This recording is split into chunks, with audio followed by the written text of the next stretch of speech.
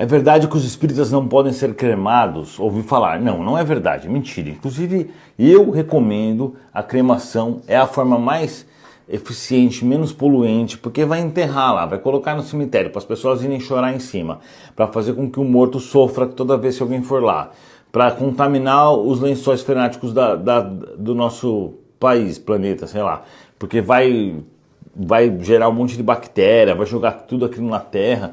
Então a cremação com certeza é a melhor de todas, né? É a melhor que tem, acaba ajudando o meio ambiente e tudo mais. Só a única coisa é que é bom esperar pelo menos umas 72 horas. Não é que é super importante, mas seria bom para o desprendimento total do corpo, se possível.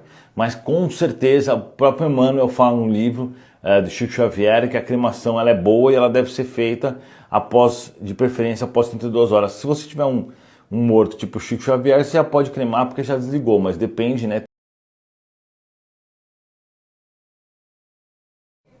Qual a missão no Uruguai, pessoal? Às vezes a missão é realmente alguma reunião, alguma coisa de negócio, que eu tenho vários no mundo inteiro. Às vezes é de fato para os espíritos pegarem energia, ou para eles fazerem alguma coisa do gênero. Então por isso que eu tenho viajado muito.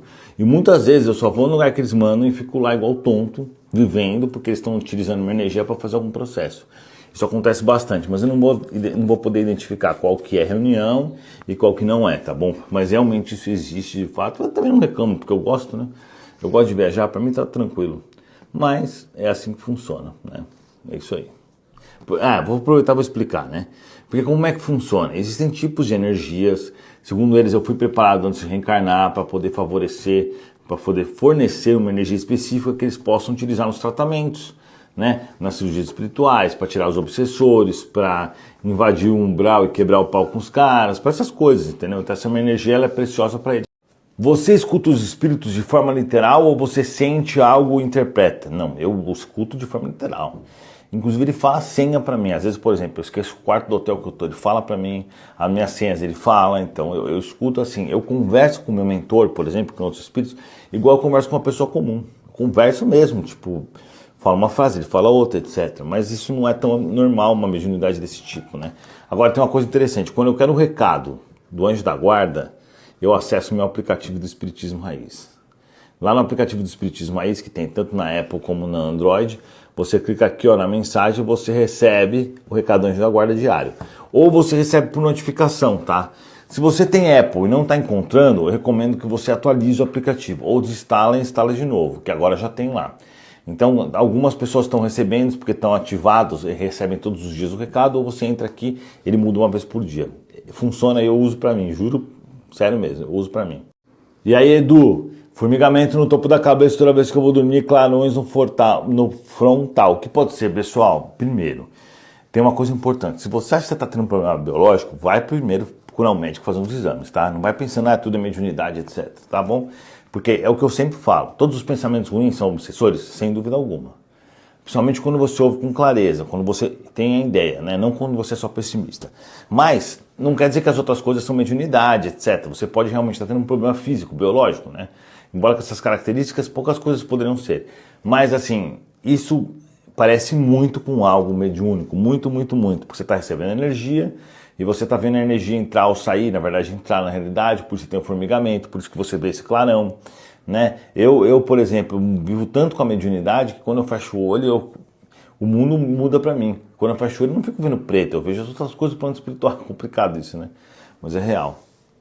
Tenho vontade de ser espírita, como eu faço? Vai lá no YouTube, escreve Espiritismo Raiz. E tem um curso espírita lá, tá escrito tem 100 vídeos, mas não tem ainda, tá? Assiste aquele curso, tá? Você pode assistir também um vídeo que chama O que é o Espiritismo, que acho que é o primeiro vídeo do segundo ou terceiro vídeo do curso.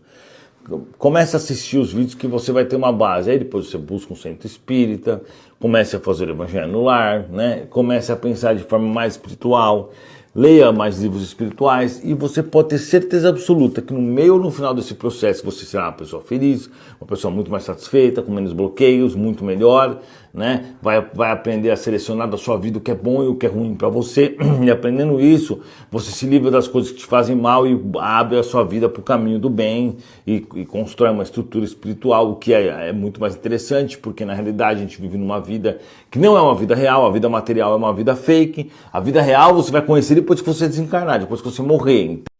É verdade que estão deixando o povo tomar Fenalon para controlar a população americana. Para quem não sabe, Fenantil, né, é aquela droga que deixa os caras com o piripaque do Chaves, que fica parecendo um zumbi, sabe? E eu duvido que estejam deixando tomar para controlar a população. Claro que não. Isso daí é o seguinte, pessoal, é livre-arbítrio, tá? A gente não pode romantizar o uso de drogas, o alcoolismo, etc. Claro que é difícil pra caramba largar, sim, mas ninguém tá forçando ninguém a tomar droga, não tem ninguém com uma arma lá falando, toma essa droga aí, bebe esse copo.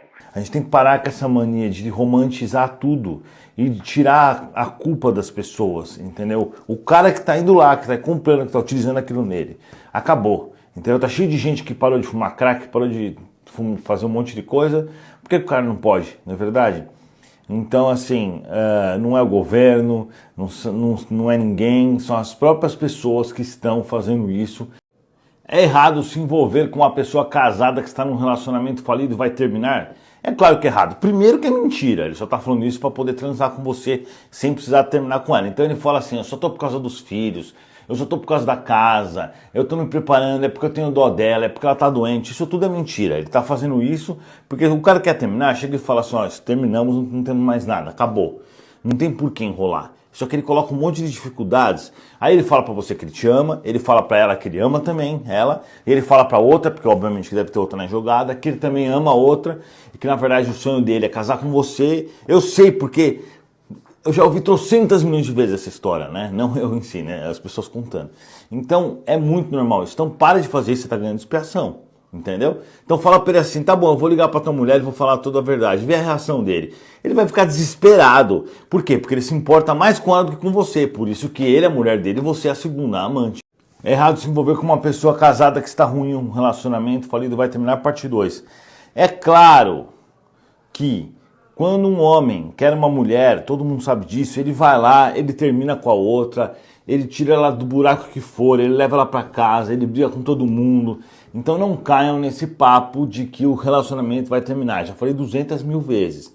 O cara mente o quanto for, o cara fala, eu estou com ela só porque, por causa dos filhos, porque a casa está no nome dela, porque a empresa é isso, porque ela está doente, porque eu tenho dó, que eu tenho medo que ela se tire a sua própria vida.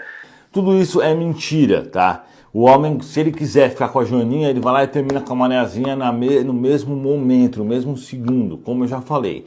Proponha pro cara, vamos contar tudo pra tua mulher? Então é o seguinte, não se engane, ele chega em casa, ele beija a mulher dele, ele fala que ama ela, ele trata ela super bem, não caia nesse papinho, isso é mentira, tá? Não tem exceção pra essa regra, eu nunca vi pelo menos, tá? Cuidado.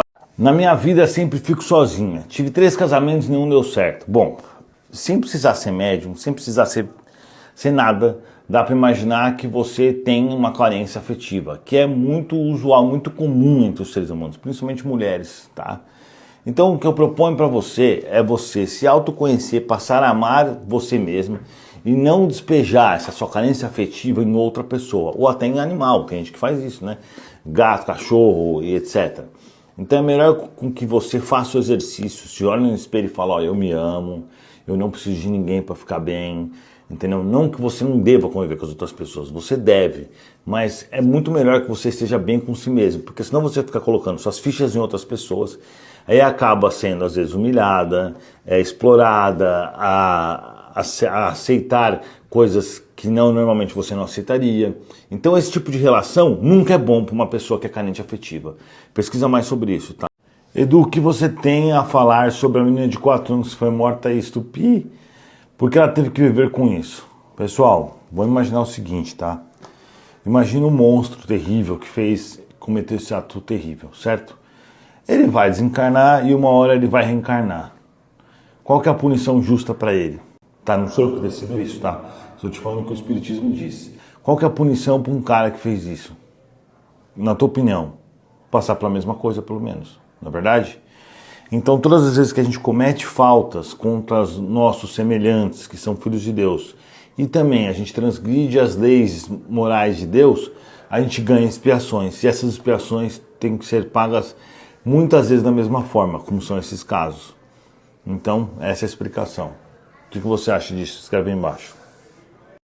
A oração tem algum efeito em nossa vida? Alguma oração pode mudar a situação? Olha, eu nunca vi. O que a oração faz? Ela te prepara para um futuro, para um presente e para passar pelas dificuldades. Ela pode até enviar bons espíritos para te ajudar, mas mudar a situação eu nunca vi. Se não, você pode pegar a final de Copa do Mundo, quem orar mais ganha. Não existe isso. Isso não está certo, isso não vai acontecer. Mas a oração é um ótimo hábito, principalmente para se auto-iluminar e iluminar a pessoa para quem você está orando também, caso seja algo assim. É bem recomendável, uma conversa com Deus, é muito bom, sabe? Mas não vai resolver sua vida, não adianta ficar só orando. A prova disso, quantas pessoas você conhece que ficam só orando e não resolvem a situação? Um monte, né? Infelizmente um monte, ou felizmente também, não sei. Mas de fato, é essencial a oração, mas não é tudo, está longe de ser tudo, mas é necessário e a gente deve utilizá-la, sim, para conversar com Deus, para enviar boas energias para as pessoas. Edu, dá uma pesquisada sobre o tratamento para depressão com microdose de cogumelos. Pessoal, minha opinião sobre essas coisas é a seguinte: eu já fiz uma vez uma reunião com executivos, tipo tops das grandes empresas farmacêuticas. Na verdade, eu estava com um sócio meu e ele tinha um jantar com esses caras e eu acabei indo, fora do país. Os caras são o capeta, eles não estão nem aí, entendeu? Então, assim, eu sempre desconfio de remédios, porque os remédios eles são feitos não para resolver e nem para matar, para deixar as pessoas intermediárias. E os tratamentos naturais alternativos são muito bons, mas tem muitos que também não fazem efeito. Então isso aí precisa ser baseado em opiniões científicas, né? É claro que muitas vezes esses laboratórios manipulam também as opiniões científicas, pagam os médicos, eles fazem uma mutreta do caramba. Então tudo eu acho que é necessário a gente estudar. Por exemplo, a vitamina D é algo que funciona bem para depressão, entre outras coisas também, né? Fora dos remédios. Então, só para completar aqui, não se iludam achando que laboratórios, remédios e até muitos médicos querem resolver seu problema. Eles querem mesmo é manter o sistema todo girando para que eles ganhem muito dinheiro. Então eles não querem resolver as curas, os problemas. Tem gente que quer nesse meio, claro que existe, né? Mas a gente está cansado de ver mutreta que tem por aí um monte, tudo quanto é lugar. Eu tive a reunião, eu vi os caras falando com meus próprios olhos e ouvidos, na verdade, né? A preocupação dos caras é só ganhar dinheiro. É uma indústria, até que o próprio nome diz indústria. Então a indústria farmacêutica sempre vai condenar médicos, por exemplo, como o Lair Ribeiro, que dá muita informação gratuita de coisas que são baratas. Eles não querem que você tome uma coisa barata e que dê certo. Eles não querem isso. É óbvio, eles querem que você se lasque e vá para o hospital e fique dependente da medicina deles. Eu não estou dizendo que o cogumelo funciona porque eu não conheço, tá? Eu estou dizendo que a gente deve sempre buscar mais informação. Isso que é importante. Inclusive, só para finalizar esse assunto aqui do remédio, quando você vai num médico e ele pede manipulado para você e a pessoa te liga com aquela receita ou ele te recomenda em tal farmácia, é porque ele ganha comissão.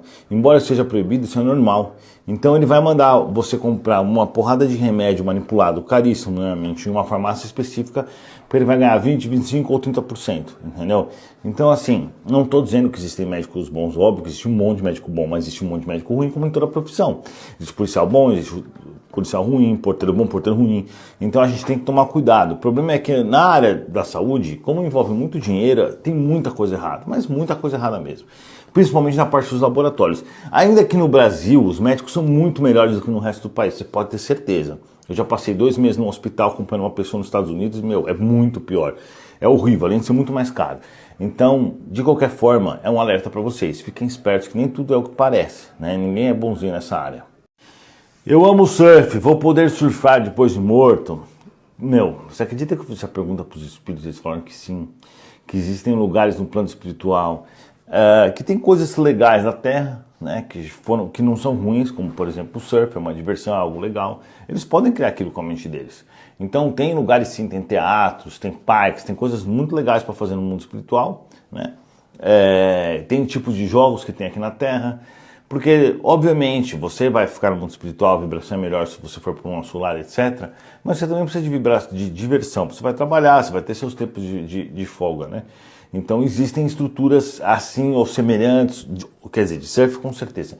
Mas outras coisas também, por exemplo, quadra de vôlei, quadra de tênis, porque as pessoas têm que se divertir, normal, não é só na Terra que a gente se diverte, né? Embora que seja muito mais coisa ruim do que boa, né? Mas, de fato, existe, achei bem interessante.